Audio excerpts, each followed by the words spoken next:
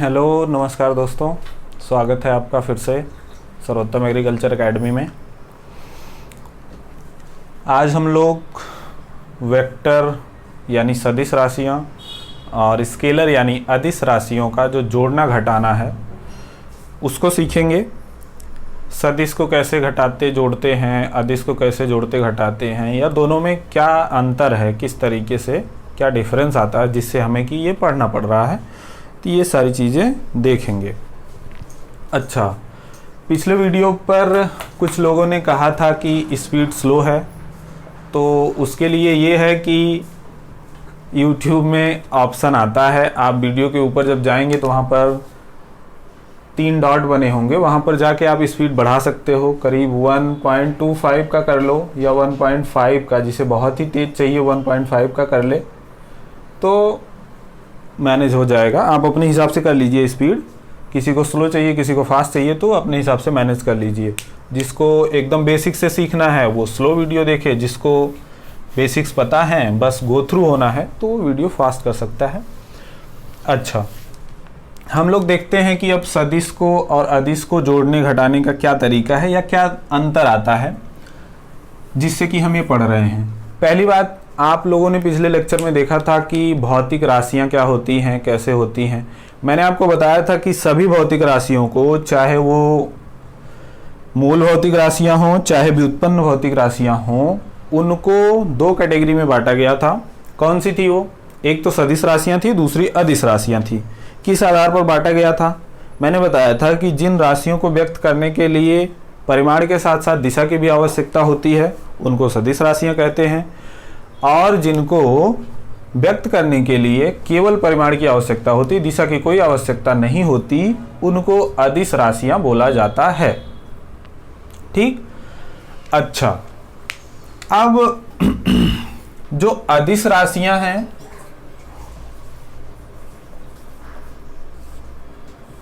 जिनको कि इंग्लिश में स्केलर लिखते हैं, दूसरी है सदिश जिनको वेक्टर लिखा जाता है। इनके जोड़ने और घटाने में अंतर है। क्या अंतर है? अदिश राशियों को हम सामान्य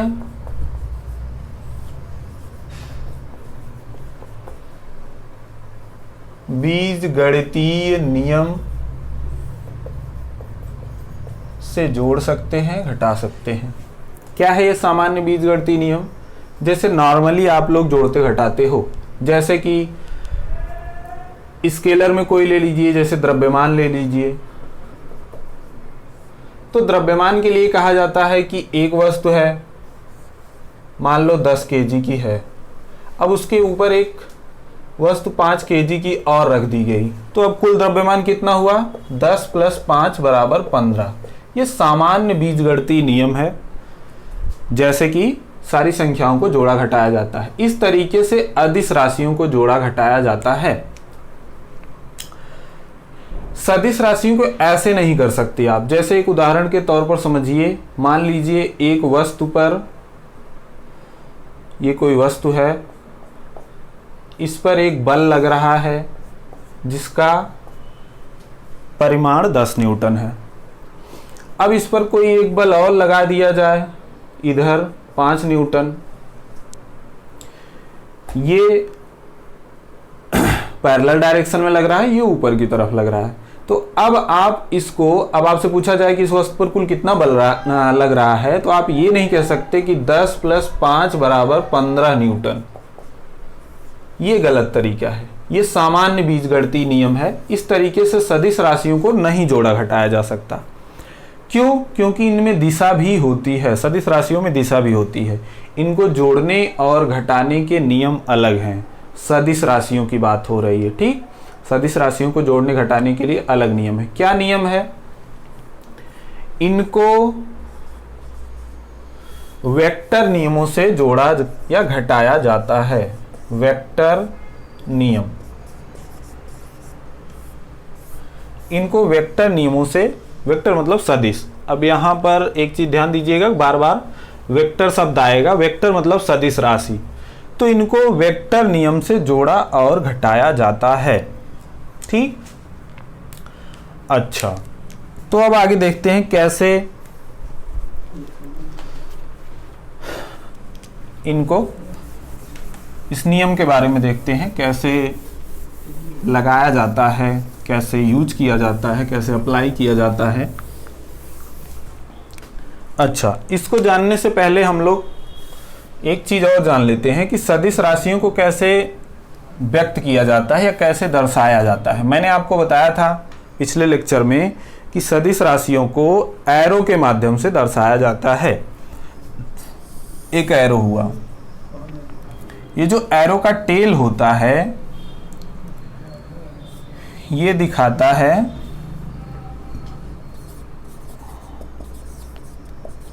origin point,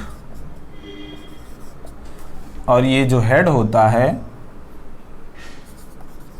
and point vector का। मान लो ये कोई वेक्टर ए है, ठीक। तो किसी वेक्टर को जब हमें दर्शाना होता है तो उसको हम एक एरो से दिखाते हैं। जहाँ से वेक्टर शुरू होता है उस तरफ टेल होती है, या एरो का टेल दिखाते हैं। जहाँ वेक्टर ख़त्म होता है उस तरफ पर वेक्टर का या एरो का हेड दिखाते हैं। दूसरी चीज़, ये एरो की जो लेंथ होती है, एरो की जो लेंथ है, ये वेक्टर के परिमाण को दर्शाती है। इस एरो यानी तीर की लेंथ अगर ज़्यादा है तो इससे हमें पता चलता है कि वेक्टर का परिमाण ज़्यादा है। जैसे कि एग्जाम्पल के तौर पर हम समझ सकते हैं यहाँ पर दो एग्जाम्पल से। मान लो F यानी फोर्स एक वेक्टर है जिसमें उसका परिमाण मान लो 10 न्यूटन है। एक दूसरा F वेक्टर है, यानी F है एक सदिश राशि है जिसका परिमाण 5 न्यूटन है। तो अगर हमें एरो के माध्यम से दर्शाना हुआ तो इसको 10 न्यूटन वाले को बड़े एरो से दिखाएंगे, जबकि 5 न्यूटन वाले को छोटे एरो से दिखाएंगे, जिससे हमें पता चल सके। एरो की लेंथ से मैंने बताया आपको कि परिमाण व्यक्त होता है। तो जो वेक्टर बड़ा होगा उसको बड़ी एरो से दिखाएंगे, जो वेक्टर छोटा होगा उसको छोटी एरो से या तीर से दिखाया जाता है, ठीक। अच्छा, ये जो एरो है जिस डायरेक्शन में है उसी डायरेक्शन में वेक्टर भी होता है, या यूं कहे वेक्टर या सदिश राशि की जो दिशा होती है उसी दिशा में एरो दिखाया जाता है, जिससे कि दिशा का भी ज्ञान हमें साथ ही साथ हो सके, ठीक। तो वेक्टर को हम लोग या सदिश राशियों को एरो से दिखाते हैं। एरो से हमें 2-3 चीज़ें पता चलती हैं। क्या क्या पता चलती हैं? एक तो एरो जितना बड़ा होगा वेक्टर का परिमाण उतना ज़्यादा, एरो जितना छोटा वेक्टर का परिमाण उतना छोटा। एरो जिस डायरेक्शन में हम दिखाएंगे हमें पता चलेगा कि वेक्टर उसी दिशा में अप्लाई हुआ है। तो एरो की डायरेक्शन से वेक्टर की डायरेक्शन भी हमें पता चलेगी। तीसरी चीज़ हमें क्या पता चलती है? ये जो एरो है उसका जो टेल है और हेड है उससे 2 चीज़ें पता चलती हैं। जहाँ से वेक्टर शुरू हुआ है टेल उस जगह पे रखेंगे, वेक्टर जहाँ पर ख़त्म हो रहा है हेड एरो का उस जगह पर रखेंगे। ये कुछ समझने वाली चीज़ें हैं। अब हम लोग देखते हैं कैसे जोड़ते हैं वेक्टर को, कैसे घटाते हैं वेक्टर को।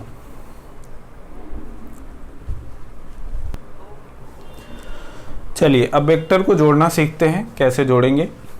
देखो, वेक्टर या सदिश राशियों को जोड़ने के लिए बहुत सारे नियम हैं, जैसे त्रिभुज नियम, समांतर चतुर्भुज नियम, बहुभुज नियम। लेकिन जो सबसे यूजफुल है आपके लिए वो है वेक्टर को जोड़ने का समांतर चतुर्भुज नियम।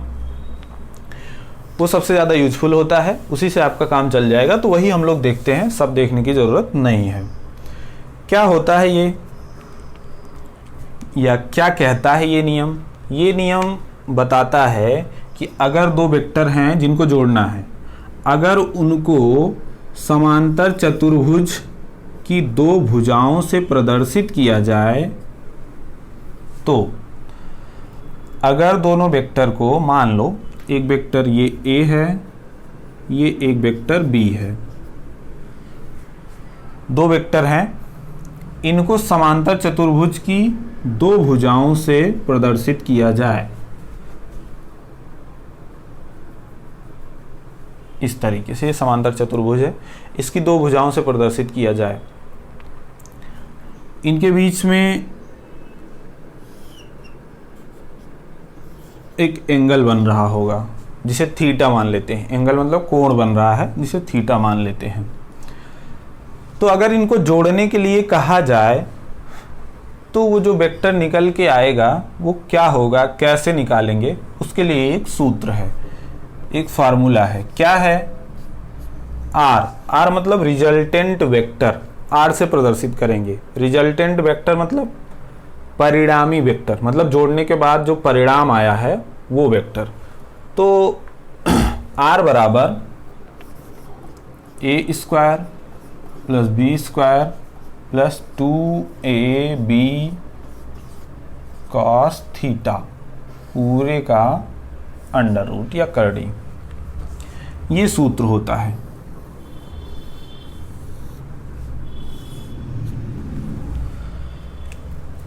इसमें a और b ये दोनों वेक्टर्स हैं, वेक्टर हैं। r क्या है? परिणामी वेक्टर है। और थीटा क्या है? दोनों वेक्टर के बीच का कोण। ठीक, चार चीजें आपको इसमें दिख रही होंगी। एक तो आर है, ए है, बी है और यहां पर थीटा है जो जानना है। थीटा क्या है? पहले हमने आपको बता दिया है कि दोनों वेक्टर के बीच का कोण है, जो कि आपको सवाल में दिया जाएगा। अच्छा, आर क्या होता है? परिणामी वेक्टर हम आर से प्रदर्शित करते हैं, यानी जोड़ने के बाद जो आएगा। बाकी ए और बी वो दोनों वेक्टर हैं जो कि हमें जोड़ने हैं। ठीक, इस फार्मूले में हम रख के उसकी वैल्यू निकाल सकते हैं। अच्छा, एक चीज और, कहाँ आएगा इनका परिणामी वेक्टर? इनका परिणामी वेक्टर इनके बीच में आएगा।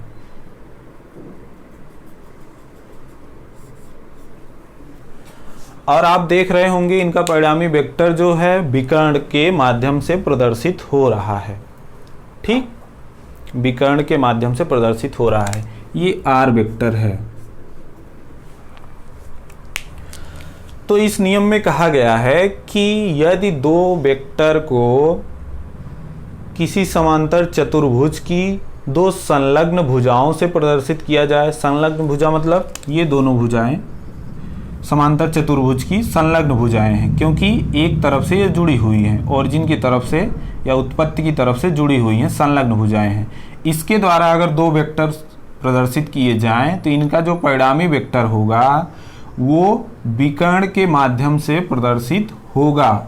उस विकर्ण के माध्यम से प्रदर्शित होगा। इसमें विकर्ण दो हो सकते हैं, एक विकर्ण यहाँ पर भी हो सकता है, इसके द्वारा नहीं, इसके द्वारा, जो कि दोनों भुजाओं से संलग्न हो। यानी जहाँ से दोनों भुजाएं शुरू हो रही हैं वहीं से शुरू होने वाला जो विकर्ण होता है उसके माध्यम से ये आर वेक्टर या परिणामी वेक्टर प्रदर्शित होता है। ये तो ग्राफिकल बात है, देखने वाली बात है। फार्मूले से कैसे हम निकालेंगे? इस फार्मूले से निकालेंगे जो कि मैंने आपको बताया है। अच्छा, एंगल हमेशा यानी कोण ये जो होता है दोनों वेक्टर के बीच में वो आपको दिया जाएगा। ठीक, कभी कभी क्या होता है कि क्वेश्चन में इस तरीके से दोनों वेक्टर बना के दिए रहते हैं तो ये जो एंगल होता है आपको मिल जाता है।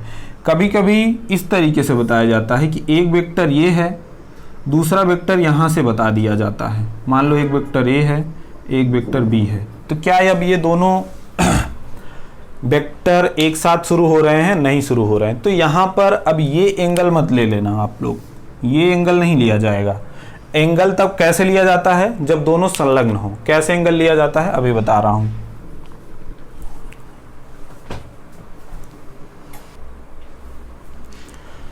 ये जो थीटा है यानी दोनों वेक्टर के बीच का जो कोण है उसको कैसे हम लोग निकालेंगे या मान लो सवाल में कुछ इधर उधर है तो कैसे पहचानेंगे कौन सा थीटा है। तो इसके लिए दो चीज़ें होती हैं। पहली चीज़ होती है दोनों वेक्टर को इनिशियल करो। को इनिशियल मतलब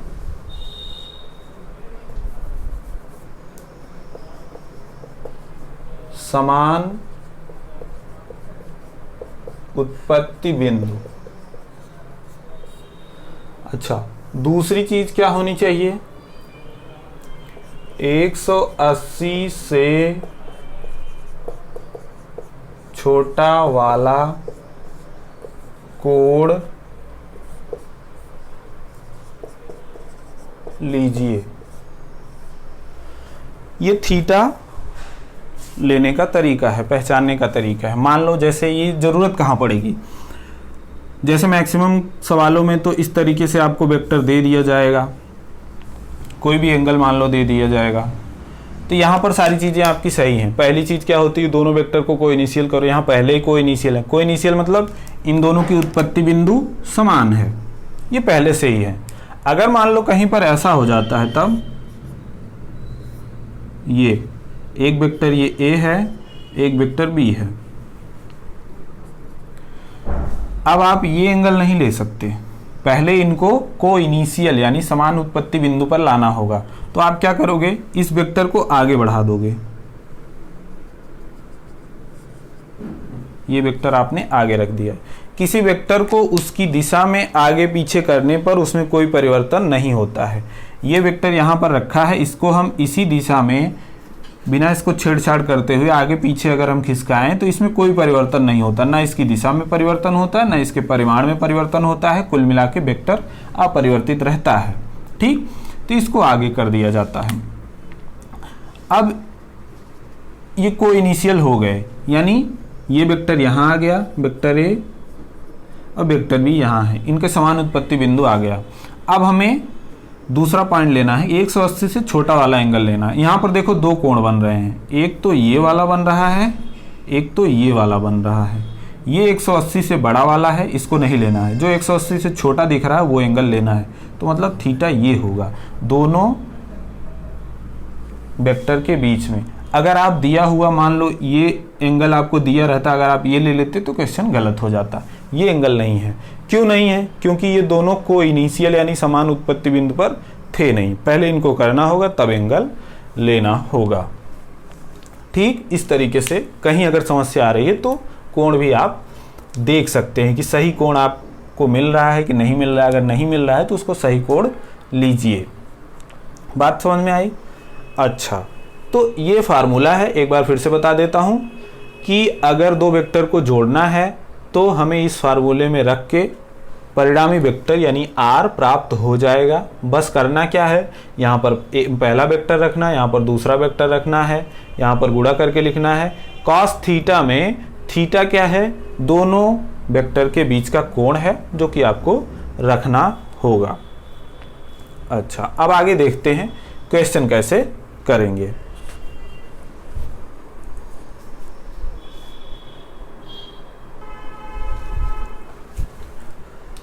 आइए अब देखते हैं क्वेश्चन कैसे किया जाएगा। मान लो कोई वस्तु है, उस पर दो बल लग रहे हैं, एक इधर 4 न्यूटन का, एक ऊपर की तरफ 3 न्यूटन का। जैसा कि मैंने बताया था आपको या चार्ट में लिखाया है कि बल एक सदिश राशि है।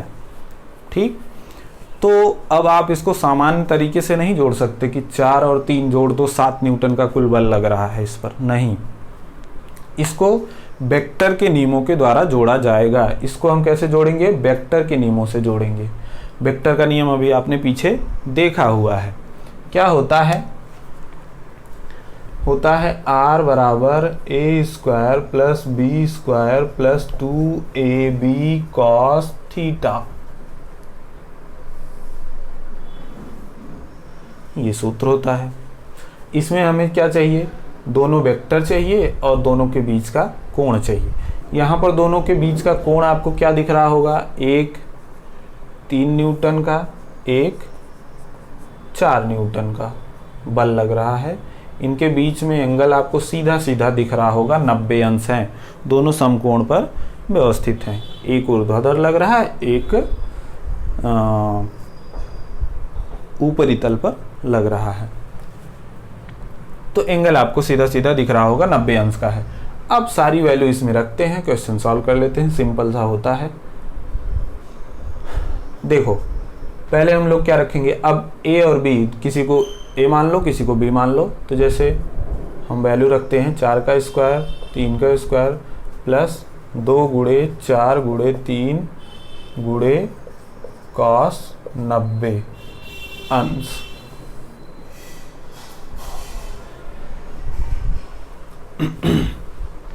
इसको सॉल्व करिए। यहाँ पर देखिए 4 चौक 16 और 3 त्रिक का 9 प्लस 2 गुणे 4 गुणे 3 24 आ जाएगा, गुणे cos 90। cos 90 की वैल्यू क्या होती है? cos 90 की वैल्यू होती है 0, तो गुणे करेंगे 0। ठीक। अच्छा, अब किसी का 0 करोगे यहाँ पूरी वैल्यू 0 हो जाएगी, किसी को मतलब 0 से गुणा करोगे तो पूरी वैल्यू 0 हो जाती है। बचेगा क्या? 16 प्लस 9 कितना आएगा? 25। करड़ी हटाओगे तो 5 निकल के आ जाएगा। तो जैसे कि आप यहाँ पर देख रहे हैं कि 4 प्लस 3 7 न्यूटन का बल नहीं लग रहा है। वेक्टर के नियमों से जोड़ने पर हमें पता चल रहा है कि इस पर कुल 5 न्यूटन का बल लग रहा है, जबकि आप 2 बल लगाओगे, एक 4 इधर का 3 उधर का। ठीक। इसको ऐसे समझ सकते हो कि जैसे हम यहाँ पर खड़े हैं, एक आदमी हमको एक हाथ पकड़ के हमारा इधर से खींच रहा है, दूसरा आदमी हमें सामने से खींच रहा है। एक 4 न्यूटन का बल लगा रहा है, एक 3 न्यूटन का बल लगा रहा है। तो हमारे ऊपर कुल 7 न्यूटन का बल नहीं लग रहा है, हमारे ऊपर 5 न्यूटन का बल लग रहा है। हम किधर जाएंगे? इधर न जाके इन दोनों का जो परिणामी होगा कहीं यहाँ पर, उसकी तरफ जाएंगे। ठीक। इस तरीके से आप समझ सकते हो। ये तो एक उदाहरण हुआ। अब और उदाहरण देखते हैं, इसको आप देख लीजिए।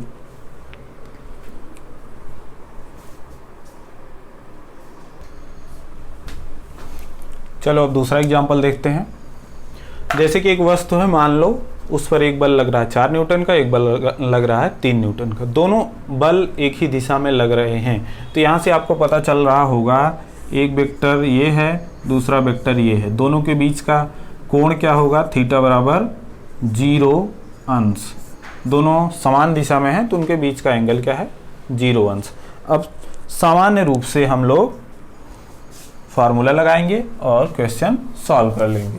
फार्मूला क्या था? r बराबर a square plus b square plus 2ab cos theta पूरे का अंडर रूट या करड़ी। अब वैल्यू रखते जाइए। 4 3 2 गुणे 4 गुणे 3 cos 0 अंश।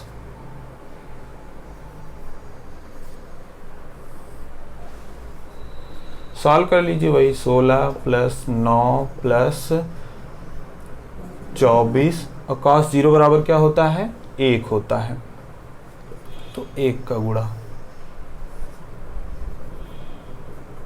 अब इसको सॉल्व करोगे आप, कितना आएगा? 1 का गुणा करोगे 24 आएगा, 9 16 16 9 25 24 49 बराबर कितना आ जाएगा? 7 न्यूटन। 7 न्यूटन का बल निकल के आ जाएगा। अच्छा, यहाँ पर एक ही चीज़ समझने वाली है कि जब सेम डायरेक्शन है तो उनके बीच का एंगल, कोई भी 2 वेक्टर जब एक ही दिशा में लग रहे हैं तो उनके बीच का कोण 0 अंश होता है। ये आपको पता होना चाहिए। आपको देखने से भी समझ में आ सकता है कि इन दोनों के बीच का कोण 0 अंश है, 0 डिग्री है। वैल्यू आप रखोगे, सीधे सीधे निकल के आ जाएगा। और कोई एग्जांपल देखते हैं।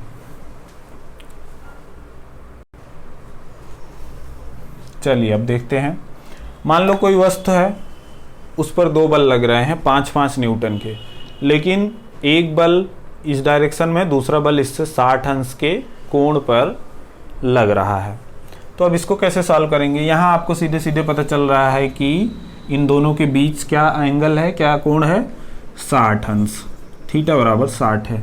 अगर हम फार्मूले में वैल्यू रखें तो वही फार्मूला है, परिणामी वेक्टर r बराबर a square plus b square plus 2ab cos theta पूरे का अंडर रूट। यहाँ पर दोनों सेम है, a भी 5 न्यूटन है, b भी 5 न्यूटन है, तो 5 का स्क्वायर 2 गुणे 5 गुणे 5 गुणे cos 60, यहाँ पर आएगा 25 प्लस 25, इसकी वैल्यू यहाँ पर इसकी वैल्यू आएगी 25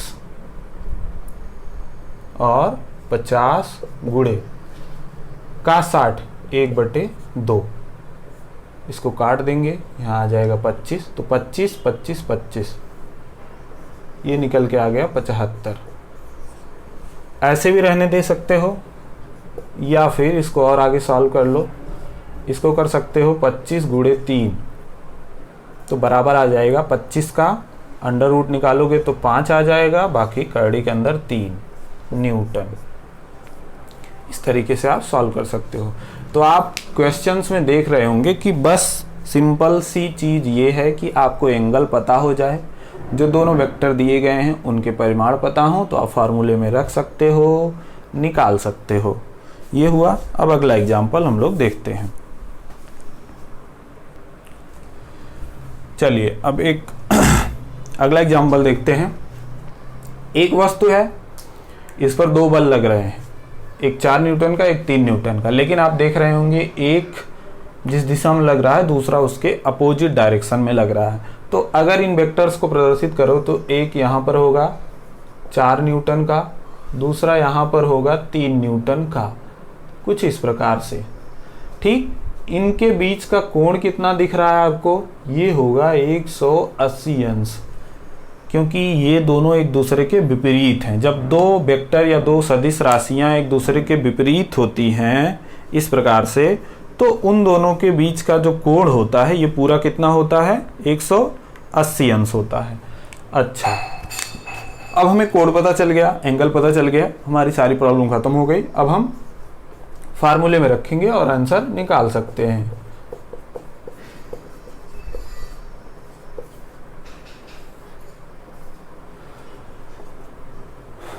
रख दीजिए, 4 का स्क्वायर प्लस 3 का स्क्वायर प्लस 2 गुणे 4 गुणे 3 गुणे cos 180 अंश पूरे का अंडर रूट, 16 प्लस 9 प्लस 24 गुणे cos 180 होता है -1।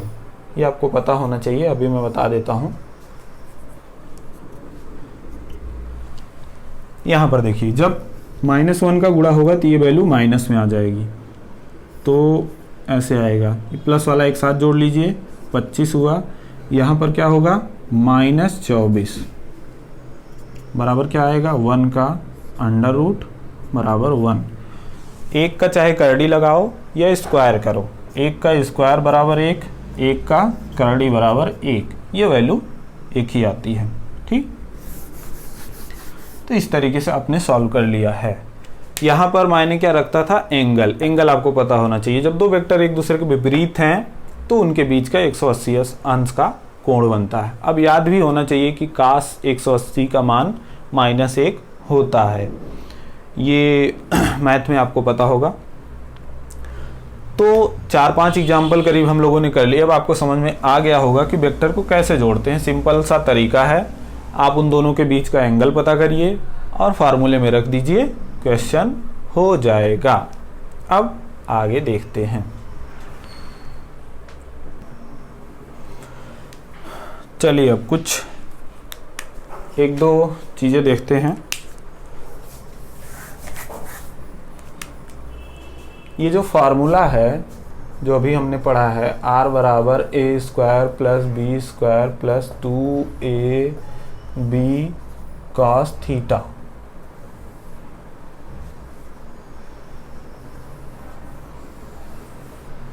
इसके कुछ स्पेशल पॉइंट्स देखते हैं, मुख्य बिंदु देखते हैं, खास बिंदु जो होते हैं देखते हैं। पहला हम देखते हैं इसमें, जब दोनों वेक्टर समान दिशा में हो, यानी कि उनके बीच का कोण क्या होगा, 0 अंश। यानी कि जब दो वेक्टर एक ही दिशा में काम कर रहे हों, वो कोई भी वेक्टर हो सकता है, कोई भी सदिश राशि हो सकती है, तो उनके बीच का कोण जो होगा वो 0 अंश होगा। अब इसको जरा हम फार्मूले में रखते हैं, हमें क्या मिलता है देखते हैं। r बराबर a² plus b² plus 2ab cos 0।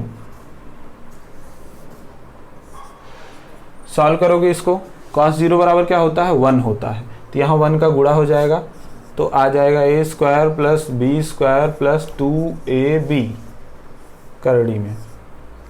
अच्छा, ये चीज आप लोग देखिएगा जरा, ये होता है a प्लस बी का होल स्क्वायर, इतना। तो इसको हम परिवर्तित कर सकते हैं, इसको हम लिख सकते हैं a प्लस बी का होल स्क्वायर। अब इसको जब सॉल्व करेंगे तो यहाँ पर स्क्वायर है, उसके ऊपर करड़ी है, तो करड़ी हट जाएगा, तो आएगा a प्लस बी। r बराबर a प्लस बी।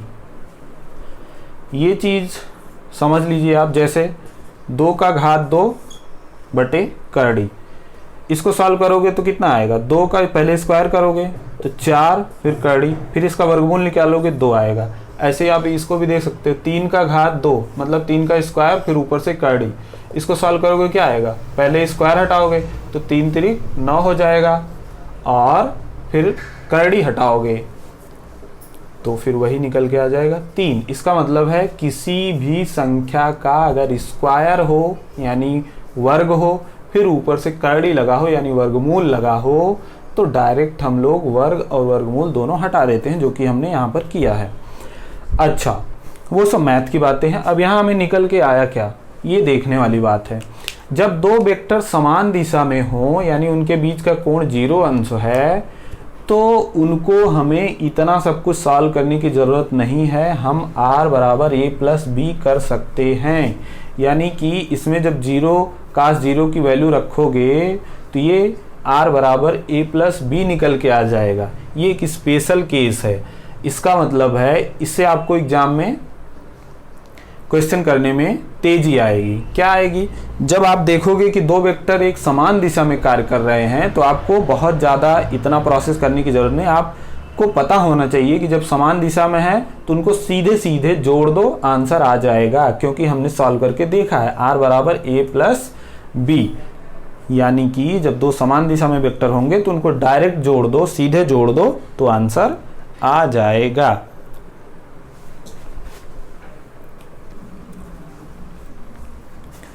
चलिए देखते हैं। पहला हमने देखा जब दोनों वेक्टर समान दिशा में हो यानी उनके बीच का एंगल, उनके बीच का कोण 0 अंश था। अब हम बात करते हैं कि जब दोनों वेक्टर एक दूसरे के लंबवत हों। लंबवत होने का क्या मतलब है, उनके बीच का कोण 90 अंश है, इस तरीके से है 90 अंश। तो क्या होगा, हम फिर वही फार्मूला जरा सॉल्व करके देख लेते हैं। a² plus b² plus 2ab cos theta.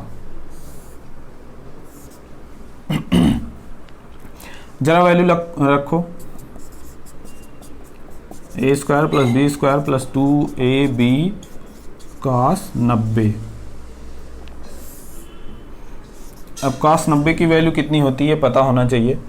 यहाँ पर देखो, a² plus b² plus 2ab गुणे cos 90 बराबर 0। अब 0 का गुणा होगा तो इतना पूरा समाप्त हो जाएगा, तो बचेगा क्या, a² प्लस b²। ये क्या है, r बराबर, इसका मतलब है जब दो वेक्टर यानी दो सदिश एक दूसरे के लंबवत हों तो हम ये स्पेशल केस वाला फार्मूला लगा सकते हैं। हमें पूरा एंगल और ये सब लगा के सॉल्व करने की ज़रूरत नहीं है, हम डायरेक्ट ए स्क्वायर प्लस बी स्क्वायर पूरे का करड़ी लगाकर सॉल्व कर सकते हैं। ठीक, अच्छा ये हुआ दूसरा केस। अब अगला केस देखते हैं, अगला एंगल देखते हैं, यानी तीसरा स्पेशल केस देखते हैं। अब देखते हैं जब दो वेक्टर एक दूसरे के विपरीत हों, यानी उनके बीच का एंगल 180 अंश हो, यानी कि एक वेक्टर इधर काम कर रहा है तो एक वेक्टर इधर काम कर रहा है, इनके बीच का एंगल 180 अंश होगा। तब हमें क्या फार्मूला लगाना है या क्या फार्मूला निकल के आएगा जरा देख लेते हैं। तो देख लो, r बराबर A square plus B square plus 2ab cos 180 अंश पूरे का अंडर रूट, यानी करड़ी। इसको सॉल्व करिए जरा, a square plus B square plus 2ab cos 180, अभी मैंने बताया -1 होता है। अच्छा, ये -1 का गुणा जब यहाँ होगा तो ये हो जाएगा a square plus B square minus 2ab। इतना आप देख रहे होंगे, इतना क्या है, a माइनस बी का होल स्क्वायर, तो इसको यहाँ पर रख सकते हैं।